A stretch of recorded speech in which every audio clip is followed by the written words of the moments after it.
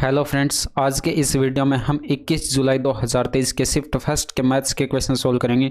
बाकी पीडीएफ आपको Telegram channel पर मिल जाएगी, लिंक आपको डिस्क्रिप्शन में दिया गया है, वहां से आप पीडीएफ को डाउनलोड कर सकते हैं।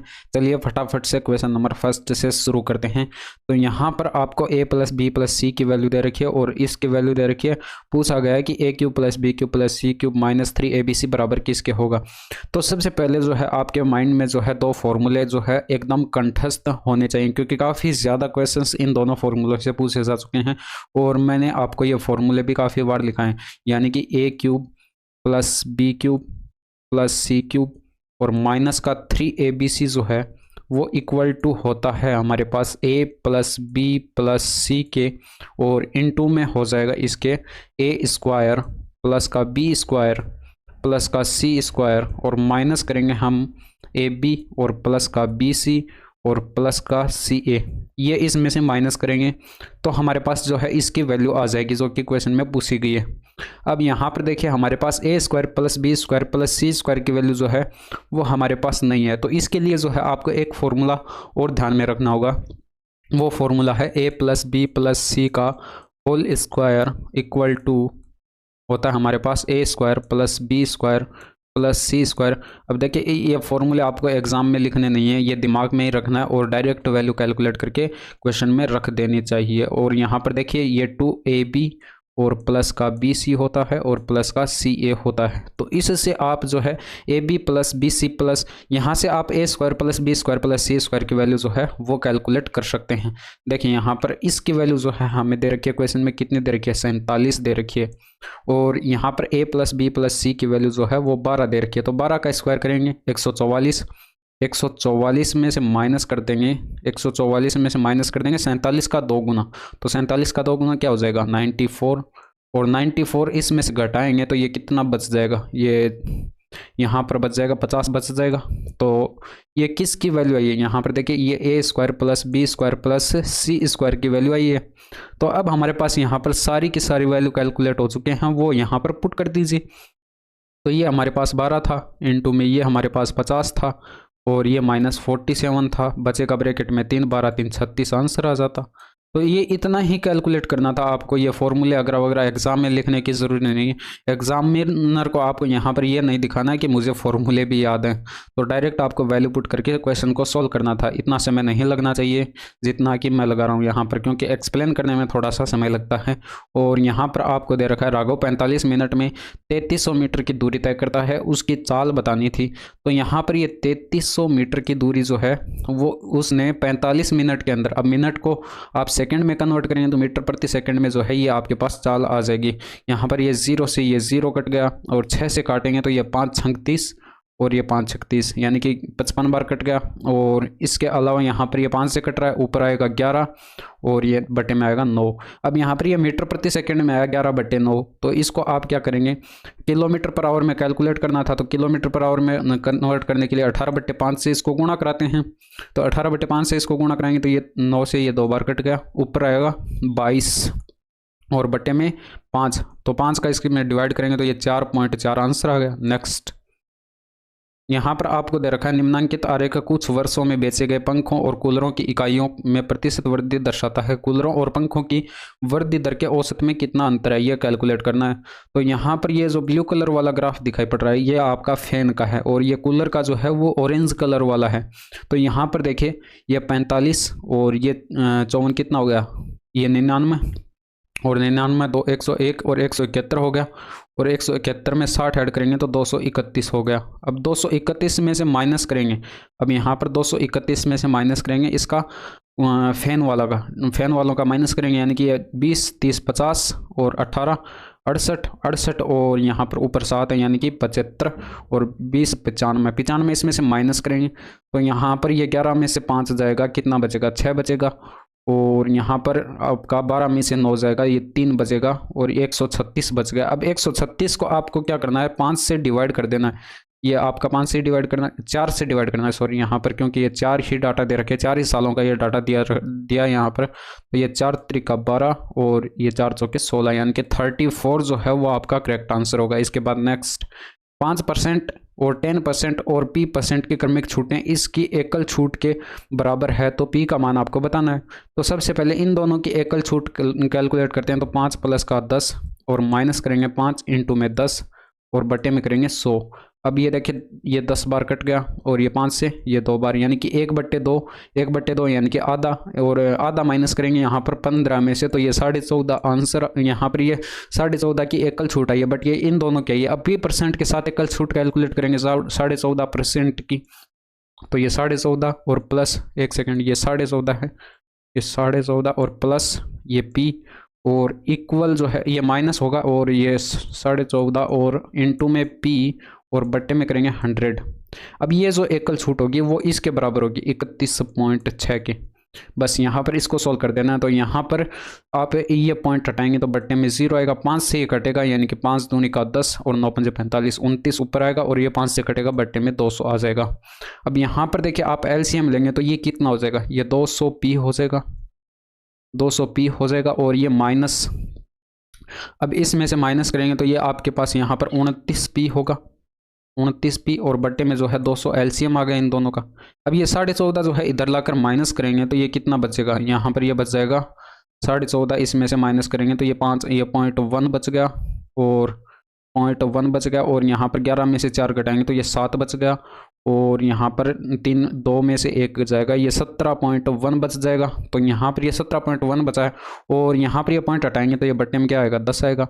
अब ये 0 से ये 0 कट गया, ऊपर यहाँ पर ये घटाएंगे तो 171 बचेगा p और बट्टे में 20 और इक्वल जो है ये 171 क्या आएगा और 171 से 171 एक बार कट जाएगा, यानी कि ये 20 इधर आकर 1 से मल्टीप्लाई होगा तो p बराबर 20 आंसर आ गया, यानी कि यही p की वैल्यू है। नेक्स्ट, एक श्रमिक 12 दिनों में एक कार्य का 3/5 भाग पूरा करता है। तो 3/5 भाग जो है वो 12 दिनों में पूरा किया जाता है। कितने दिनों में, 12 दिनों में। तो यहाँ पर जो है पूछा गया वह कार्य का 3/4 भाग कितने दिनों में पूरा करेगा। तो यहाँ पर 1 यूनिट का वो पूरा काम करने में कितना समय लगेगा, ये 12, ये 5 इधर मल्टीप्लाई में आ जाएगा और बट्टे में 3 आ जाएगा, तो ये 4 बार कट गए, यानी कि 500 के 20 दिन का जो है समय इसको पूरा काम करने में, 1 यूनिट का पूरा काम करने में लगेगा। पूछा गया कि 3/4 भाग कितने दिनों में कार्य कर लेगा, यानी कि 3/4 भाग वो कितने दिनों में कर लेगा। तो यहाँ पर ये 20 इंटू में आ जाएगा, ये 3/4 से इसको गुणा कर देना है, तो यहाँ पर ये 4 से कटा 5 और 5 त्रिका 15 दिन जो है वो आपका राइट आंसर होगा। इसके बाद नेक्स्ट, यहाँ पर आपको दे रखा है x + y = 7, तो x y = 19 है, तो x² + y² की वैल्यू जो है वो पूछी गई है, तो इसका स्क्वायर कर देना है दोनों तरफ। तो इससे क्या आ जाएगा, x का स्क्वायर आ जाएगा प्लस y का स्क्वायर आ जाएगा और प्लस के अंदर 2xy आ जाएगा, इक्वल जो है वो आपके पास आ जाएगा 49। और यहाँ पर जो है एक्स वाई की वैल्यू जो है वो आपको 19 दे रखी है, तो ये 19 दूनी 38, इधर लाकर घटाएंगे तो x² + y² जो है वो आपके पास 11 आ जाएगा। नेक्स्ट, ए ने एक वस्तु बी को 25% लाभ पर बेची और बी ने एक निश्चित लाभ अर्जित करते हुए इसे सी को बेच दिया। यदि सी का क्रय मूल्य ए के क्रय मूल्य से 30% अधिक है तो बी द्वारा अर्जित लाभ प्रतिशत ज्ञात कीजिए।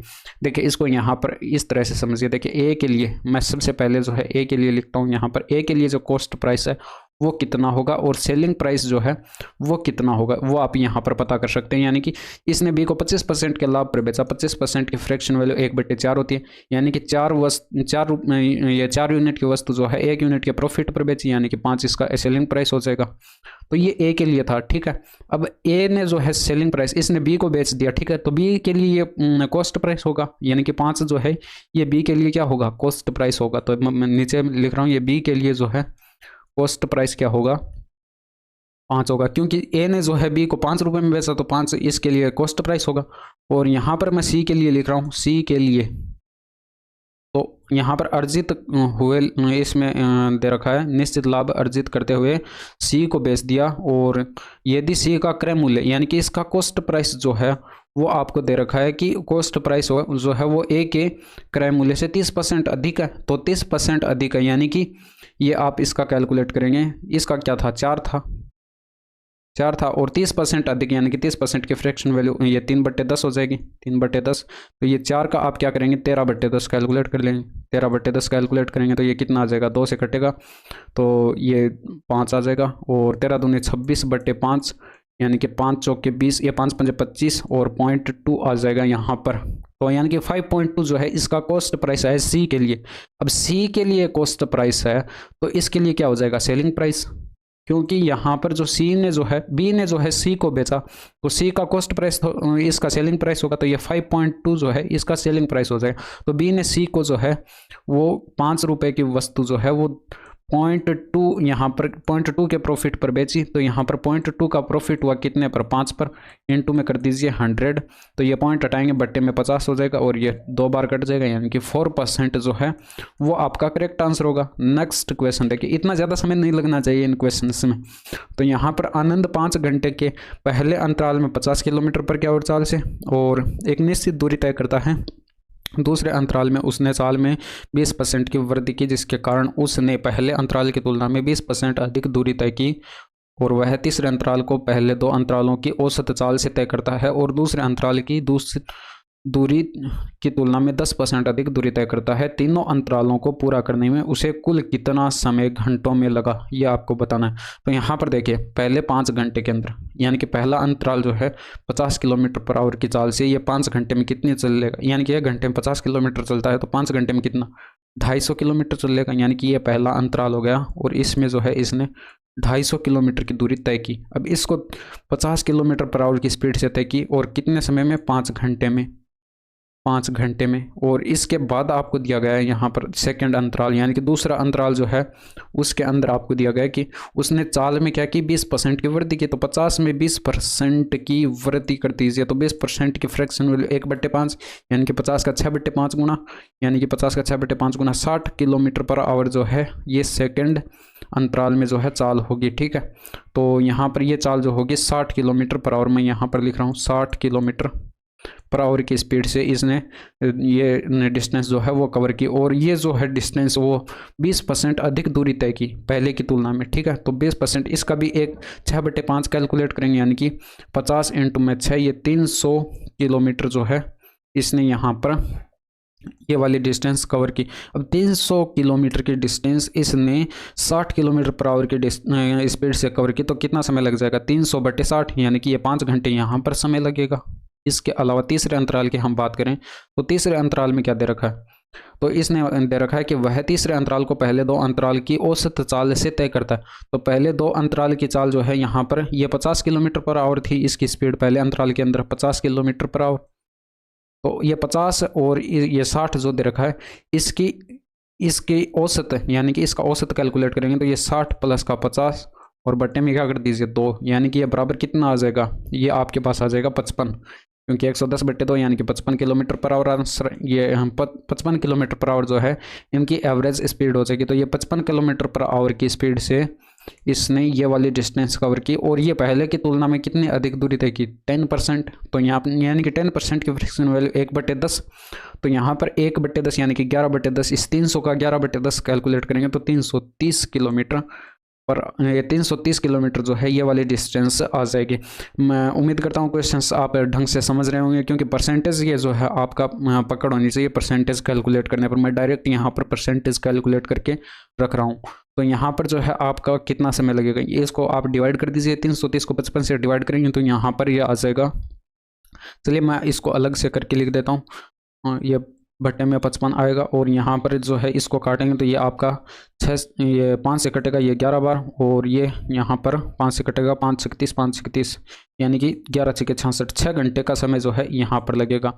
आपको बताना था कि कुल समय कितना लगेगा, तो कुल समय आप कैलकुलेट कर सकते हैं, यानी कि 5 घंटे यहाँ पर, 5 घंटे यहाँ पर, 6 घंटे यहाँ पर, तो ओवरऑल जो है 16 घंटे लगे, तो 16 आंसर हो जाएगा। नेक्स्ट, इतना समय जो है आप नहीं लगाते एक क्वेश्चंस को सॉल्व करने में, इसको डायरेक्ट कैलकुलेट करना था, बस इतना ही था। और दी गई आकृति में त्रिभुज QPS ये सर्वांगसम है त्रिभुज SRQ के, तो कोण जो है PSR का माप बताइए, यानी कि ये वाला कोण जो है ये पूरा कोण आपको बताना है। ठीक है, तो ये पूरा कोण आपको बताना है। तो यहाँ पर ये कोण जो ये सर्वांगसम है तो सभी कोण आपको पता है कि बराबर होंगे, यानी कि ये कोण Q के बराबर होगा, ये कोण S जो है वो कोण Q के बराबर होगा इस वाले त्रिभुज में, यानी कि ये 52 डिग्री है तो ये वाला भी 52 डिग्री हो जाएगा। अब ये वाला 52 डिग्री है और ये वाला 106 डिग्री है, तो ये कितना हो जाएगा, ये वाला एंगल जो है वो आपके पास हो जाएगा कितना बच गया, ये 22 डिग्री बच गया, क्योंकि त्रिभुज के तीनों कोणों का योग जो है 180 डिग्री होता है। अब ये 22 डिग्री है तो क्यू का यहाँ पर संगत कोण कौन सा होगा, एस होगा।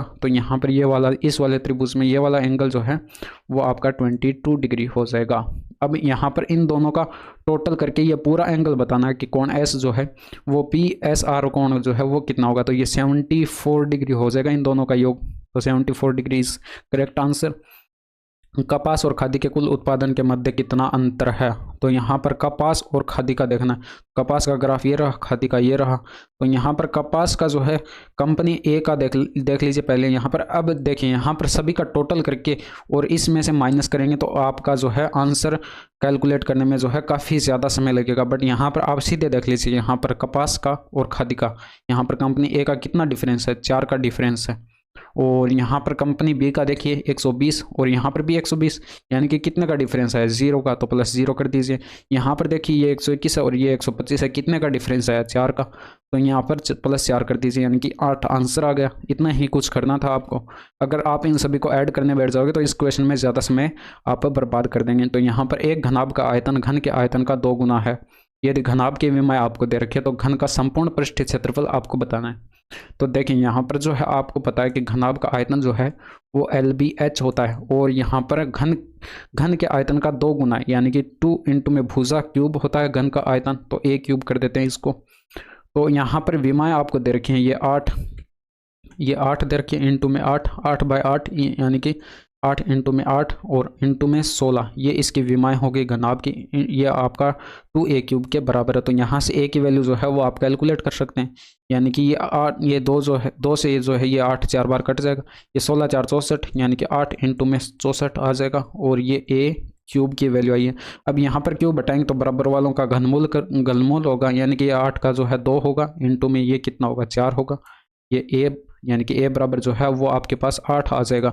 जब a बराबर 8 आ चुका है तो यहाँ पर संपूर्ण पृष्ठीय क्षेत्रफल जो है वो आप बता सकते हैं 6 इंटू में भुजा स्क्वायर होता है, यानी कि 6 इंटू में 8 का स्क्वायर, यानी कि 6 इंटू में 64 और 64 को 6 से गुणा कर दीजिए, 6 चौकी 24 हासिल आएगी 2, 6 छंग 36 2 38, 384 मीटर स्क्वायर जो है वो आपका करेक्ट आंसर होगा। दी गई आकृति में एक वृत्त त्रिभुज PQR में इस प्रकार उत्कीर्णित है कि वह क्रम से बिंदु DEF पर भुजाओं PQR और RP को स्पर्श करता है। साथ साथ यहाँ पर डायग्राम को देखते जाइए। यदि भुजाओं की लंबाई आपको PQ दे रखा है, अब ये PQ जो है ओवरऑल यहाँ पर PQ 18 दे रखा है, ठीक है, 18 सेंटीमीटर, और QR जो है वो 13 सेंटीमीटर दे रखा है, यानी कि ये वाली भुजा जो है पूरी 13 सेंटीमीटर है, और RP बराबर 15 सेंटीमीटर है, 15 सेंटीमीटर है, यानी कि ये आपका 15 सेंटीमीटर दे रखा है। और आपको PD यहाँ पर कैलकुलेट करके बताना है, यानी कि ये वाली डिस्टेंस जो है यहाँ से लेकर यहाँ तक की डिस्टेंस जो है वो आपको कैलकुलेट करके बतानी। तो देखिए इस क्वेश्चन को डायरेक्ट भी सोल्व कर सकते हैं, बट यहाँ पर मैं पूरे मेथड से करके बताऊंगा तो वो ज़्यादा लेंथी हो जाएगा। तो समझने की कोशिश करना यहाँ पर डायरेक्ट कैसे होगा। तो यहाँ पर देखिए ये वाली भुजा जो है इस वाली भुजा के बराबर होगी, क्योंकि ये PD जो है PF के बराबर होगी। यहाँ पर देखिए PD PF के बराबर क्यों होगी, क्योंकि ये दोनों जो है एक ही बिंदु से वृत्त पर खींची गई स्पर्शरेखाएं, और एक ही बिंदु से वृत्त पर खींची गई स्पर्शरेखाओं की लंबाई जो है वो बराबर होती है। इसी तरह से ये FR जो है वो RE के बराबर होगा, और यहाँ पर जो है ये DQ जो है वो इस वाली भुजा के बराबर होगा QE के। तो यहाँ से आप कैलकुलेट कर सकते हैं कि ये PD जो है ये PF के बराबर है। तो मैं इसको दोनों को ऐड करके लिखूं तो ये 2 इंटू में PD लिख सकता हूं, 2 इंटू में PD लिख सकता हूं, ठीक है। अब इसको मैं ऐड करके लिखूंगा DQ और QE जो है ये दोनों आपस में बराबर हैं, तो DQ और QE को ऐड करूं तो मैं इसको 2 इंटू में QE लिख सकता हूं। अब यहाँ पर देखिए ये मैं ऐड करूँगा तो यहाँ पर ये RE जो है ये FR के बराबर है, तो यहाँ पर RE दोनों को RE लिख सकता हूँ, ये 2 इंटू में RE हो जाएगा, और ये इक्वल हो जाएगा इन तीनों भुजाओं के योग के, क्योंकि मैंने सभी भुजाएं जोड़ दी हैं, तीनों भुजाएं, यानी कि तीनों भुजाएं जोड़ दिए तो इन तीनों भुजाओं का योग कितना हो जाएगा, 15 प्लस का 13 प्लस का 18, ठीक है। अब ये डायरेक्ट भी मैं लिख सकता था ऐड करके, बट यहाँ पर आपको एक एक चीज़ें जो है समझ में आनी चाहिए। आप PDF को भी रिवाइज करें तो आपको किसी भी प्रकार की प्रॉब्लम नहीं होनी चाहिए। तो यहाँ पर ये 2PD होगा, यहाँ से 2 कॉमन लेंगे, ये QE बच गया, और ये प्लस का आर ई बच गया, और ये इक्वल आ जाएगा यहाँ पर, ये 28 होगा, 28 और ये 18 हो जाएगा 46, ठीक है, और ये 46 हो गया। और यहाँ पर जो है ये क्यू ई और आर ई की वैल्यू जो है आपके पास यहाँ पर इनका योग जो है क्यू ई और आर ई इनका योग देखिए 13 हो गया। तो यानी कि ये 13 और 13 दूनी 26, इसमें से माइनस करेंगे तो 2PD की वैल्यू जो है वो आपके पास 20 आ जाएगी, और PD बराबर वो 10 आ जाएगा। बस यही चीज़ें आप डायरेक्ट फटाफट से करते, स्पीड से करते तो काफ़ी ज़्यादा कम समय लगता है। यहाँ पर थोड़ा सा एक्सप्लेन करने में थोड़ा सा ज़्यादा समय लग जाता है, बाकी शॉर्ट में आप इसको कैलकुलेट कर सकते हैं। चलिए फटाफट से क्वेश्चन नंबर 13 को सॉल्व करते हैं। तो यहाँ पर देखिए कोट 90 माइनस थीटा को आप क्या लिख सकते हैं, टेन थीटा लिख सकते हैं, यानी कि 10 स्क्वायर थीटा हो जाएगा। अब ये 10 square theta sec square theta minus 10 square theta 1 होता है, तो ये डायरेक्ट फॉर्मूला था। एक व्यक्ति की मासिक आय आपको दे रखी है 12,000 है, और उसका मासिक व्यय जो है 8,000 था। अगले वर्ष उसकी आय में 10% और उसके व्यय में 8% की वृद्धि हुई, उसकी बचत में प्रतिशत वृद्धि आपको बतानी। तो एक फॉर्मूला जो है आपको सिंपल सा याद होगा कि इनकम इक्वल टू होता है एक्सपेंडिचर प्लस का सेविंग, यही फॉर्मूला होता है। और इनकम जो है हमारे पास दे रखी है 12,000 और एक्सपेंडिचर यानी कि उसका खर्च जो है वो आपको दे रखा है 8,000। तो यहाँ पर सेविंग कितनी हो जाएगी, यानी कि 12,000 में से 8,000 खर्च कर दिए तो 4,000 बचे जो कि सेविंग में चले जाएंगे। तो यहाँ पर 3 जीरो से ये 3 जीरो जो है आप हटा सकते हैं, क्योंकि ये एक समीकरण है और समीकरण में 3,000 से पूरी समीकरण को आप डिवाइड कर सकते हैं। इसके बाद आपको दे रखा है यहाँ पर आय में जो है 10% की वृद्धि होती है, यानी कि इनकम में 10% की वृद्धि, और यहाँ पर जो है एक्सपेंडिचर में 8% की वृद्धि। बट सेविंग में जो है वो आपसे पूछी गई है, तो सेविंग में आप मान लीजिए x% की वृद्धि होती है। ये x जो है वो आपको कैलकुलेट करना है।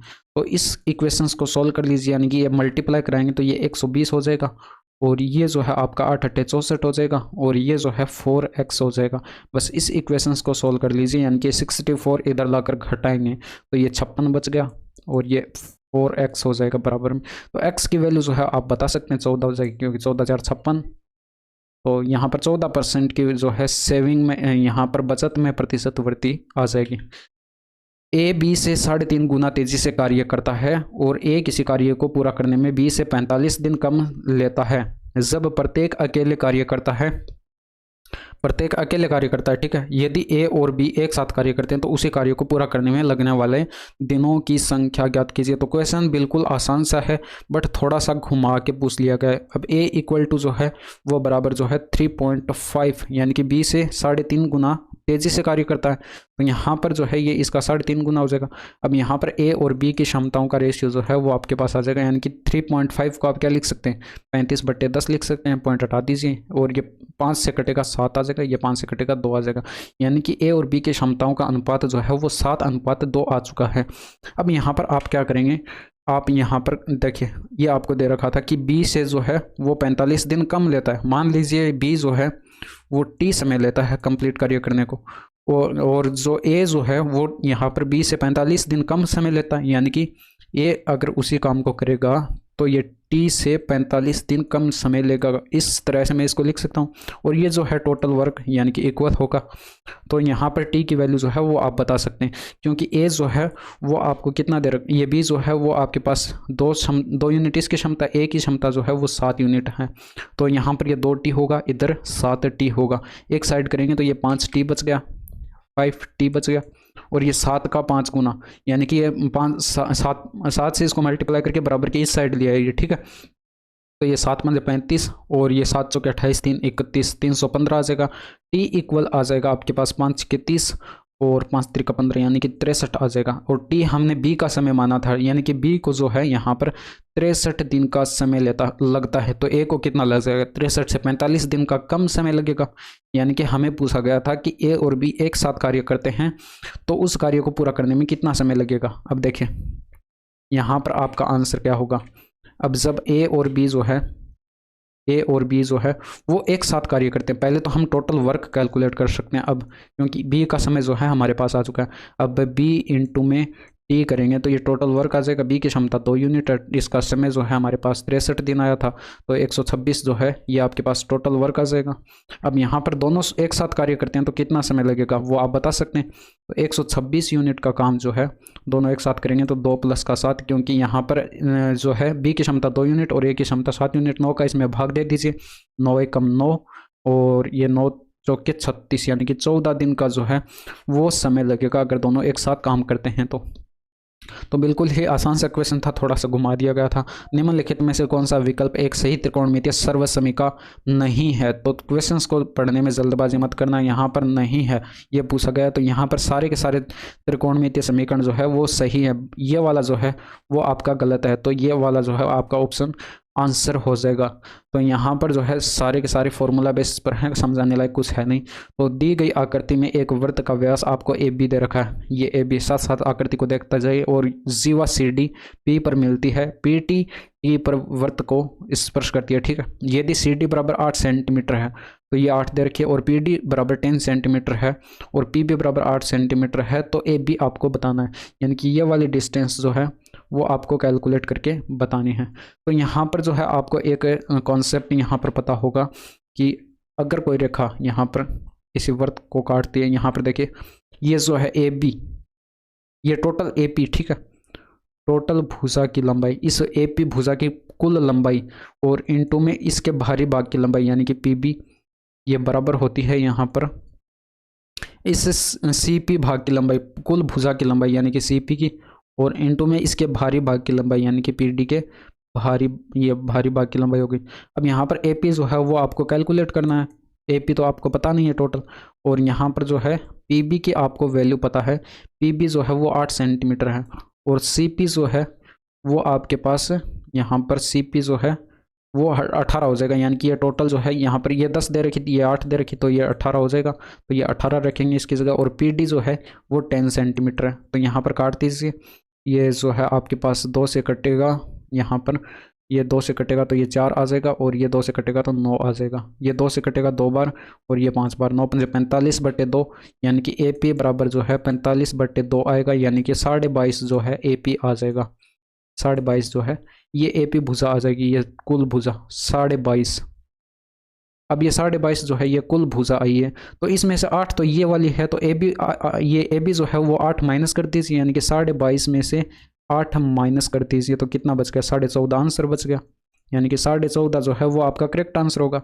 नेक्स्ट क्वेश्चन देखिए, यहाँ पर निम्नलिखित व्यंजक का मान ज्ञात कीजिए, तो ये तो आपका 20 बच गया, ठीक है, ये 20 बच गया, बट बाहर माइनस का है तो ये आपका 10 बच गया, और ये 10 और 20 यानी कि 30 हो गया, और 30 माइनस करेंगे 50 में से तो 20 आंसर हो गया। नेक्स्ट क्वेश्चन देखिए, सिंपल कैलकुलेशंस थी, दिए गए व्यंजक का मान ज्ञात कीजिए, तो यहाँ पर आप जो है आप ये चीज़ देख रहे होंगे b-3a जो है यहाँ पर कॉमन आपको दिखाई पड़ रहा होगा, तो b-3a आप कॉमन ले लीजिए, और ब्रैकेट में क्या बच जाएगा, ब्रैकेट में ये a बचेगा -2b बचेगा।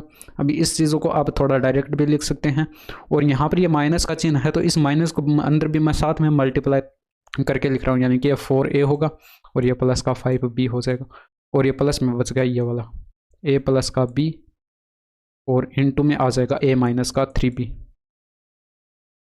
तो अब आपको इसको सॉल्व करना है बस, यहाँ पर ये जो है आपके पास b - का 3a, और यहाँ पर जो है ये a जो है इस 4a में से माइनस हो जाएगा, और यहाँ पर ये 2b जो है इसमें से माइनस होगा तो प्लस का 3b बचेगा, 3b आगे लिख लेता हूँ, और ये माइनस का 3a जो है बाद में लिख लेता हूँ, और प्लस का a प्लस का b, और इनटू में a - का 3b।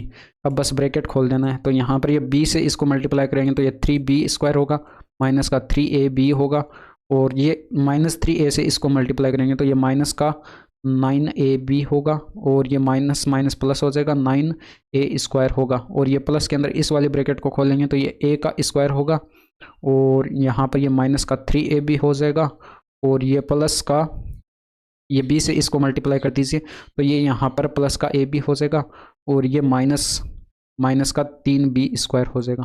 तो ये आपके पास जो है ब्रैकेट सारी खुल चुके हैं। अब यहाँ पर देखिए 3b² से ये 3b² कट गया, और यहाँ पर कुछ कटता हुआ दिखाई पड़ रहा नहीं है, तो यहाँ पर ये 9a² और ये a² जो है ये टोटल कितना हो गया, 10a² हो गया।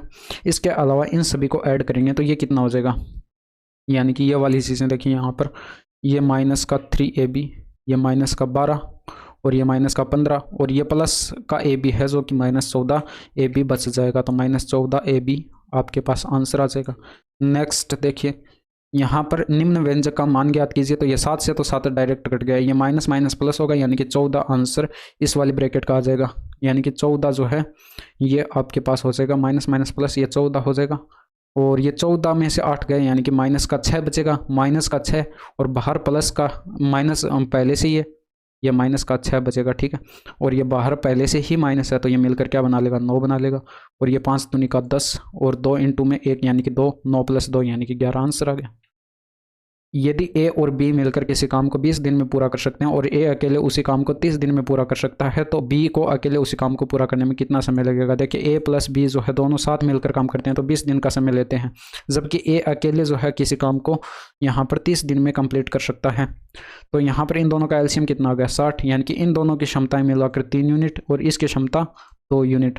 अब यहाँ पर जो है आपके पास इसकी क्षमता जो है वो कितनी आ चुकी है, ए की क्षमता 2 यूनिट, तो बच गई यहाँ पर दोनों की मिलाकर 3 थी तो 2 यूनिट तो इसकी है, तो बच गई कितनी, 1, यानी कि 1 यूनिट बी की क्षमता होगी। पूछा गया था कि बी को कितना समय लगेगा, तो 60 यूनिट का काम, ये 1 यूनिट इसकी क्षमता है तो यहाँ पर 60 दिन का आंसर लग जाएगा।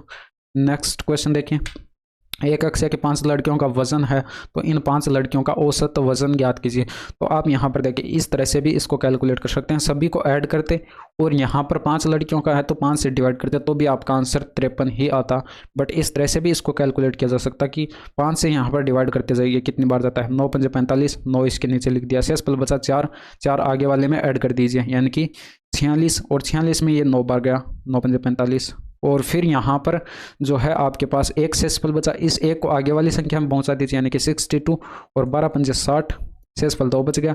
अब ये जो 2 शेषफल बचा है इसको एक जगह लिख दीजिए क्योंकि 55 में पूरा भाग जाएगा 11 बार 5 का, और यहाँ पर जो है 5 का भाग देंगे तो ये 2 जो है इसमें ऐड कर दीजिए, 60 हो जाएगा, तो 12 × 5 = 60। बस इन सभी को ऐड कर दीजिए यानी कि 9 दूनी 18 और ये 12 दूनी 24 और 24 18 आपके पास कितना हो जाएगा, 24 और 18 हो जाएगा 32, और 24 और 18 जो है 32, 42 और 42 और 11 जो है ये 53 आंसर आ जाता। नेक्स्ट, अनुज और अनूप को अपनी अपनी कारों में स्थान ए से स्थान बी तक यात्रा करनी है। अनुज यहाँ पर 70 km/h की चाल से कार चला रहा है और प्रत्येक 10 मिनट के 3 पड़ाव लेता है, जबकि अनूप 80 km/h की चाल से कार चला रहा है और प्रत्येक 15 मिनट के 4 पड़ाव लेता है। यदि अनूप को स्थान बी तक पहुंचने में 8.5 घंटे लगते हैं तो बताइए कि अनूप को स्थान बी तक पहुंचने में कितना समय लगेगा। देखिए क्वेश्चंस को ध्यान से समझिए, यहाँ पर जो है अनुज जो है वो आपको दे रखा है कि 70 km/h की चाल से और 3 पड़ाव लेता है, ठीक है। और यहाँ पर जो है अनुज का समय बता रखा है, ठीक है। यहाँ पर ध्यान रखना अनुज और अनूप का, यहाँ पर जय और पैप का ही सिर्फ अंतर है, नाम में कंफ्यूज मत हो जाना, ठीक है। तो अनुज यहाँ पर 8.5 घंटे का समय लेता है, तो 8.5 घंटे में ये जो है 10-10 मिनट के 3 पड़ाव लेता है, तो इसमें से माइनस करेंगे, ये 30 मिनट हो गए, ठीक है। 30 मिनट को हम आधा घंटा बोल सकते हैं यानी कि 0.5 और 0.5 इसमें से माइनस करेंगे तो कितना बच गया, 8 घंटे। 8 घंटे यहाँ पर बच गए इसका अनुज का, ठीक है। अनुज का 8 घंटे जो है इसको दूरी कवर करने में लगते हैं इस पड़ाव वाले समय को छोड़कर, ठीक है। तो ये 8 घंटे का यहाँ पर समय लगता है। अब दूरी बता दीजिए यहाँ पर कितनी होगी, यानी कि दूरी इक्वल जो है वो हमारे पास हो जाएगी समय इंटू में चाल, और चाल यहाँ पर कितनी है 70 km/h की, तो 8 इंटू में 70 और ये 7 8 56 560 हो जाएगा, ठीक है। तो 560 जो है वो आपके पास किलोमीटर में आ जाएगा ये कुल दूरी, ठीक है। कुल दूरी जो है आपके पास 560 किलोमीटर आ चुकी है। अब बता दीजिए कि अनूप को यहाँ पर स्थान बी तक पहुँचने में कितना समय लगेगा। तो अनूप जो है यहाँ पर, अनूप का मैं कैलकुलेट कर रहा हूँ, ठीक है। अनूप का 560 किलोमीटर की दूरी तय करेगा किस स्पीड से, 80 km/h की स्पीड से, तो 80 का इसमें डिवाइड कर दीजिए तो 7 8 56 यानी कि 7 घंटे, तो ये सीधे सीधे आ गया। इसके अलावा यहाँ पर ये पड़ाव भी लेता है, वो पड़ाव कितने कितने का लेता है, यहाँ पर देखिए 15 मिनट के जो है 4 पड़ाव लेता है, ठीक है। तो 15 × 4 = 60, 15 इंटू में 4, 15 × 4 = 60 और 60 मिनट को आप क्या लिख सकते हैं, 1 घंटे। अब 1 घंटे अगर आप यहाँ पर 7 घंटे में ऐड करेंगे तो 8 घंटे, आंसर आ गया। बस इतना ही कुछ करना था आपको। Next, sec a + tan a = 3 है तो cos a किसके बराबर होगा। अब देखिए यहाँ पर इसको sin a cos a में डायरेक्ट कन्वर्ट करेंगे तो आप कैलकुलेट नहीं कर पाएंगे। इसका यहाँ पर जो है एक मेथड ये है कि यहाँ पर इसका दोनों तरफ स्क्वायर कर दीजिए, दोनों तरफ स्क्वायर करेंगे तो आपके पास क्या बनेगा, sec² a और प्लस का 10 स्क्वायर ए और प्लस का 2 10 ए 2 सेक ए और इनटू में 10 ए, ठीक है। और ये बराबर हो जाएगा 9 के। अब यहाँ पर देखिए ये सेक स्क्वायर ए जो है इसको आप क्या लिख सकते हैं, इसको आप लिख सकते हैं 1 प्लस का 10 स्क्वायर ए, 1 प्लस 10 स्क्वायर ए। अब ये 10 स्क्वायर ए 10 स्क्वायर तो ऐड होगा तो ये बचेगा हमारे पास 1 प्लस का ये 1 जो है उधर पहुंचा दीजिए, ये 10 ये माइनस हो जाएगा 1, यानी कि 9 में से -1 हो जाएगा, ठीक है। तो ये बाद में लिख दूंगा मैं यहाँ पर, ये 2 10 स्क्वायर ए और ये प्लस का 2 सेक ए इंटू में 10 ए। अब यहाँ पर कुछ लाइनें जो है आप यहाँ पर छोड़ भी सकते हैं डायरेक्ट, अगर कैलकुलेट करते हैं तो ये बराबर 8 हो जाएगा। ये वो वाला 1 यहाँ पर माइनस करना था, तो ये 2 10 ए जो है यहाँ पर कॉमन लेना है, 2 10 ए जो है वो यहाँ पर कॉमन लेंगे तो ब्रैकेट में क्या बच जाएगा, ये 10 ए यहाँ पर बचा और ये सेक ए जो है यहाँ पर बचा और ये बराबर जो है 8 के। तो ये 2 से कटेगा कितनी बार, 4 बार। और ये 10 ए इंटू में सेक, ये 10 ए प्लस सेक ए जो है वो आपको किसके बराबर दिया गया था, क्वेश्चन में 3 के बराबर दिया गया था, तो ये इंटू में 3 आ जाएगा। यानी कि आप कह सकते हैं कि 10 ए बराबर जो है 10 ए बराबर जो है वो आपके पास 4/3 आ चुका है। और ये 10 ए जो है वो आपके पास लंब बटे आधार होता है, यानी कि अब यहाँ पर एक आप ट्रायंगल ड्रॉ कर लीजिए, यानी कि ट्रायंगल अगर ड्रॉ करेंगे तो 4 ये 3 ये, तो यहाँ पर कर्ण जो है वो 5 हो जाएगा। तो ये 5 होते ही आप जो है cos a की वैल्यू जो है वो कैलकुलेट करके बता सकते हैं, यानी कि cos a की वैल्यू क्या हो जाएगी, ये आपके पास होती है यहाँ पर आधार बटे कर्ण, यानी कि आधार 3 का है और कर्ण 5 का है, तो ये 5/3 जो है वो आपका करेक्ट आंसर होगा। नेक्स्ट, साधारण ब्याज पर ₹6400 की राशि 3 वर्षों में इतनी हो जाती है, उसी दर पर 5 वर्ष में 7200 की राशि कितनी हो जाएगी, ये आपको कैलकुलेट करके बताना। तो यहाँ पर देखिए 6400 की राशि है, ठीक है, और रेट ऑफ इंटरेस्ट आर मान लीजिए, समय आपको 3 वर्ष का दे रखा है, बटे में 100 आएगा। और ये यहाँ पर जो है कितनी हो जा रही है, यहाँ पर डिफरेंस कितने का है, ये 600 और यहाँ पर ये 600 तो ये हो गया और ऊपर 1600 और ये 1920 हो जाएगा, ठीक है। डिफरेंस 1920 के इक्वल हो जाएगा और ये 300 काट दीजिए, ये 3 से काट दीजिए, यहाँ पर देखिए ये 1920, ये 3 से काट दीजिए, ये 3 से काटेंगे तो ये आपके पास हो जाएगा 6 का 18 और ये 4 का 12, यानी कि 640 हो जाएगा। 640 से ये कितनी बार कट जाएगा, 10 बार कट जाएगा, 10 से ये 10 बार। आर इक्वल जो है वो आपके पास आ जाएगा 10%। अब ये जो है आपके पास रेट ऑफ इंटरेस्ट आ चुकी है, तो इसका आपको बताना था। तो यहाँ पर ये 7200 की राशि थी, ठीक है, 7200 की राशि थी, रेट ऑफ इंटरेस्ट 10 थी, इंटू में समय जो है वो 5 आ जाएगा, बट्टे में 100 कर लीजिए। ये आपके पास 2 0 से 2 0 कट जाएगा, 5 से इसको मल्टीप्लाई करेंगे तो ये 5 दूनी का 10, 7 पंजे 35 और 1 36, ये 3600 जो है वो आपके पास ब्याज आ जाएगा। तो अमाउंट आपको बताना था, तो यहाँ पर ये 7200 की राशि थी और प्लस 3600 इसमें ऐड करेंगे तो ये आपके पास कितना आ जाएगा, 10,000 जो है 10,800 जो है वो आपके पास करेक्ट आंसर आ जाएगा। इसके बाद नेक्स्ट, तो ये थे आज के 25 क्वेश्चंस। यहाँ तक कि आज की क्लास कैसी लगी कमेंट करके ज़रूर बताइएगा। That's all for today, thank you, धन्यवाद, बाय बाय, टेक केयर।